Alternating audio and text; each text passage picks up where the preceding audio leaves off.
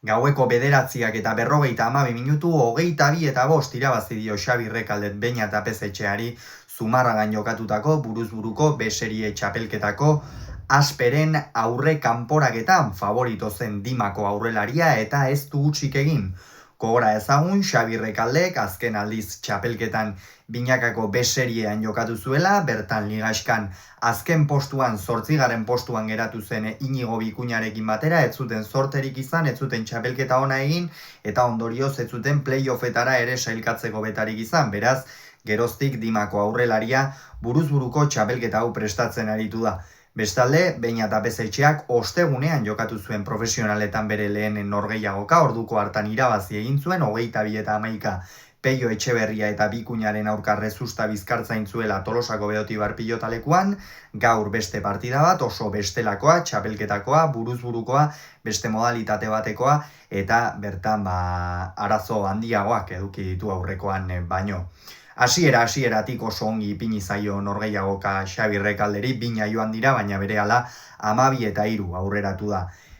Bagenekien, Xabi Rekaldek buruz-buru jokatzeko doai apartak dituela, gainera lauterdian ere maila aparta eman zuen, finalerdietara sailkatu zen eta herrian Unai Amianoren aurka galdu zuen, baina oro har txapelketa bikaina jokatu zuen Xabi Rekaldek, maila oso ona emanez, eta buruz-buru are maila altuagoa duela esan genezake. Kolpe biziko pilotaria da eta kolpe luzekoa. Buruz-buru kolpe luzeko pilotaria izatea funtsezkoa da, eta Xabi Rekaldek gaurkoan hori erakutsi du. Gainera, sakearekin min handia egin dio Apezetxeari, ia guztiak ezkerrorman sartu dizkio, baina gainera gisa guztietako sakeak egin ditu, batzuetan luzeak, besteetan erdikoak, besteetan motzagoak, denetik egin du, eta hor Beñat Apezetxearen naiz eta beti airearen bila joan den apur bat erdibidean geratu izan dela ere esan daiteke zenbaitetan, eta oso abagune gutxi eduki ditu erasora pasatzeko, gainera erasora pasa denetan ere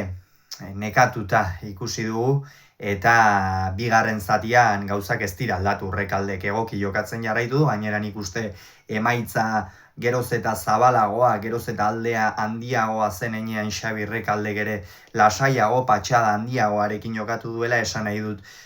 Beñat Apezetxeak apur bat behartzera egin dionean lasaiago eraman ditu pilotak, zentzuarekin, ezkerrorman sartuz, eta Apezetxea erabat ezinean ibili da, aurrera egin duenean aurrean ezin bukatu, atzera saiatu denean ere oso gutxitan gurutzatu dio, sakearekin ere izan dituen sake apur horietan ez du asmatu, eta emaitzak argi dio, azkenerako 22-5 amaitu da, askoz ere gehiago izan da Xabi Rekalde, beretzat ere presio handiko norgehiagoka zen, gogoratu behar baita binakako B-serie txapelketatik kanpo geratu zenetik jada ziur aski entrenamendu guztiak buruz-buru egingo zituela, ongi prestatuko zuen txapelketa, bai frontoian zein fisikoari dagokionez, eta beretzat oso garrantzitsua zen gaurko norgehiagoka hau Zumarragan, ardura handikoa, Beñat Apezetxearentzat ere bai noski, azken finean profesionala dira, eta profesionalentzat beti dira norgehiagoka guztia garrantzitsuak, baina Beñatentzat beste gisa batekoa zen, debutaren ondoren buruz-burukoa oso egun gutxitan, 3 egunen buruan, azken finean, eta ez da erraza batetik bestera